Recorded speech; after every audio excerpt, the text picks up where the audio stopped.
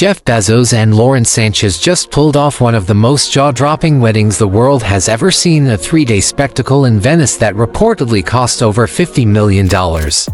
Picture this: 100 of the world's biggest stars, from Oprah Winfrey to Leonardo DiCaprio, Kim Kardashian, and Orlando Bloom, all gathered to celebrate. On the surface, it looked like a billionaire fairy tale, but not everyone was enchanted. Rosie O'Donnell didn't just roll her eyes, she tore into the entire event, calling it gross excess that straight up turned her stomach. And what she said next, that's what really lit up the internet. Rosie O'Donnell exploded onto the scene like a torpedo, armed with more venom than you'd expect from one of Hollywood's most outspoken voices. She didn't just post a quick tweet, no, she crafted a full-blown manifesto on Substack and Instagram. Each sentence dripping with contempt for a spectacle she saw as the ultimate display of billionaire. OVRINDULGNC. It turned my stomach. She began, forcing her readers to picture a banquet hall full of catering staff running themselves ragged under crystal chandeliers, while guests and couture toasted with vintage champagne. She painted the gathering as a grotesque pageant, all these billionaires gathering in the gross excess of it all, the show of it, she wrote, as if each word were a knife twisting in the wound of social inequality. Then came her salvo at Oprah Winfrey. The philanthropist turned media titan. Rosie paused the parody to lob a question so cutting it echoed across timelines. Is Oprah friends with Jeff Bezos? Really, how is that even possible? For a moment, you could almost hear the collective gasp of dinner party chatter in Venice. Why would the queen of empathetic storytelling lend her presence to a man Rosie branded a corporate overlord? That rhetorical question hung in the air like cigar smoke after a blowout victory. But Rosie wasn't merely roasting celebrities, she was targeting the very soul of the event. She accused Bezos of treating his employees with disdain, summoning images of warehouse workers struggling under grueling conditions while their boss spent fortunes on silk linens and fireworks. Each phrase was laced with sarcasm so sharp it could cut through tour boats on the Grand Canal. Imagine the electricity bill for this party alone, she quipped, before pivoting back to her core outrage. How can we celebrate this when so many are barely scraping by? Her writing veered between poetic fury and dark humor.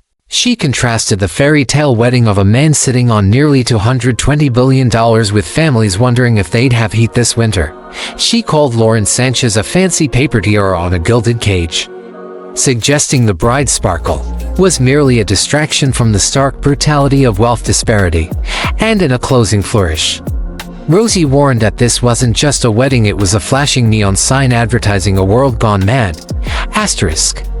By the time she signed off, thousands of comments had already flooded, and some cheering her on, others calling her jealous or cruel. But one thing was clear: Rosie O'Donnell had turned what could have been a fluffy celebrity column into a raging firestorm that demanded our attention. And as the echoes of her rant reverberated through social feeds and late-night monologues, one question loomed larger than ever: what happens when the loudest megaphone in Hollywood takes on the richest man on earth? Rosie didn't just stop at calling out the over-the-top guest list, she went straight for the jugular with her cruelest jabs. She painted Lauren Sanchez as a fake fembot wife, a hollow trophy draped in designer gowns, utterly mismatched in Bezos' world of power and profit. In the next breath, she elevated Mackenzie Scott, the woman Bezos left as the true salt of the earth, the only partner Rosie felt had the integrity and compassion to match his legacy. Then came her most searing line. Bezos, she thundered, had sold his soul to secure this marriage, warning that the devil is smiling at all his conquests. Each phrase landed like a guillotine blade, transforming a celebration into a moral spectacle where wealth clashed with conscience. Social media ignited in response. Fans and critics alike flooded comment threads, some praising Rosie's unapologetic honesty, others accusing her of bitterness. Headlines splashed her insults in bold type, ensuring the story spread far beyond celebrity gossip circles into broader debates about greed and privilege. As the outrage crescendoed, viewers couldn't look away. Every new tweet and repost was fuel on a fire that Rosie had lit with surgical precision. And Rosie wasn't alone in her outrage. On the very streets of Venice, locals and activists staged protests against the wedding. They saw the event not as a private celebration, but as a glaring insult to a city struggling under the weight of mass tourism, soaring rents, and corporate greed. Asterisk banners draped across the city sent an admissible message. One declared, "You can rent Venice for your wedding, you can pay more tax." Another read, "No space for Bezos." Protesters gathered near iconic landmarks like St. Mark's Square and the Rialto Bridge, holding flares and demanding accountability. For these Venetians, Bezos' wedding symbolized a broader problem. Their city, once a living community, now being turned into a billionaire's playground. As one protester put it, Venice has become an amusement park for the ultra-rich. The wedding, with its fleets of yachts and fleets of celebrities, was the ultimate insult. And Rosie O'Donnell wasn't the only one who saw Jeff Bezos and Lauren Sanchez's wedding as a symbol of everything wrong with obscene wealth. On the cobblestone streets and historic canals of Venice, a storm of anger was brewing. As the couple's guests sipped champagne on billion-dollar yachts, ordinary Venetians were rising up, furious that their city had once again been sold to the highest bidder. This wasn't just a wedding in their eyes. It was an invasion. Residents and activists, exhausted by years of mass tourism and rising rents, took to the streets. They weren't protesting a bride and groom.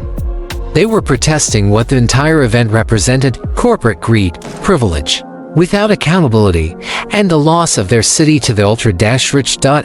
Across Venice, banners in bold, defiant lettering hung from bridges and balconies. One read, "If you can rent Venice for your wedding, you can pay more tax." Another simply said, "No space for Bezos."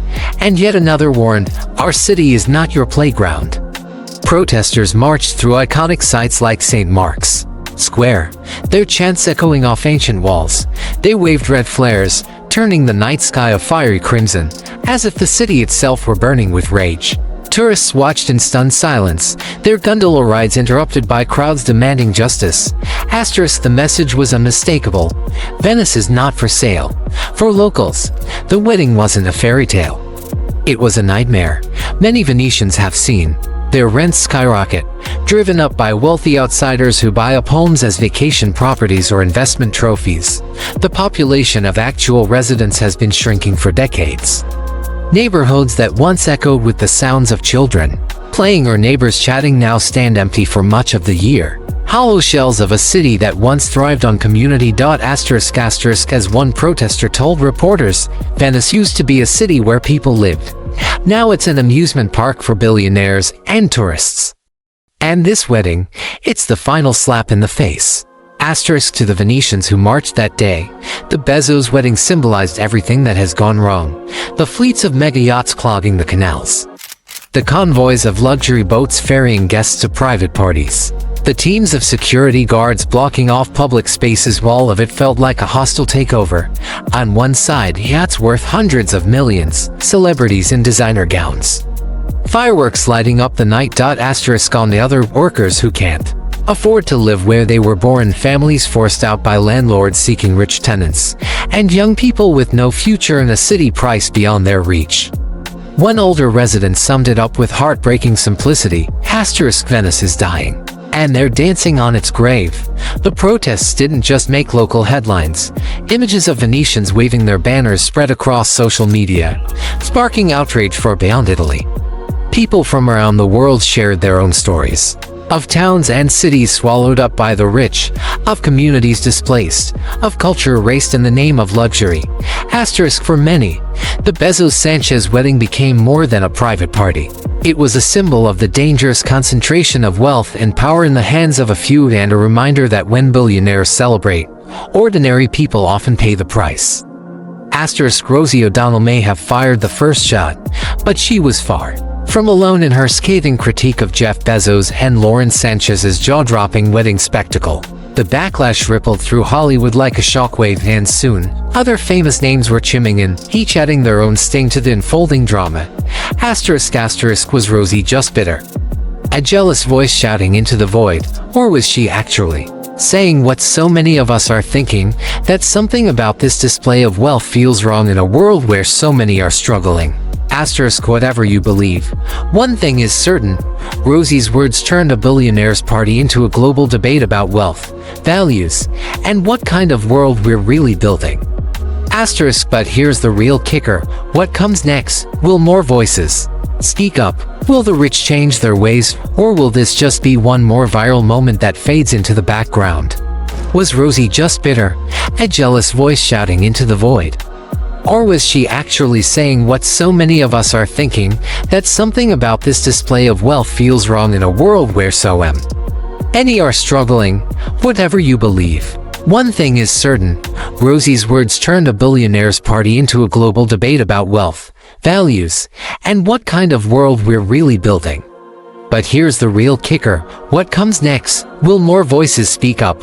Will the rich change their ways, or will this just be one more viral moment that fades into the background? Drop your thoughts in the comments. Was Rosie right, or was she out of line? And don't forget to hit that like button if this story got you thinking. Make sure you subscribe for more deep dives into the scandals, headlines, and hidden truths behind the celebrity world. The conversation is just getting started.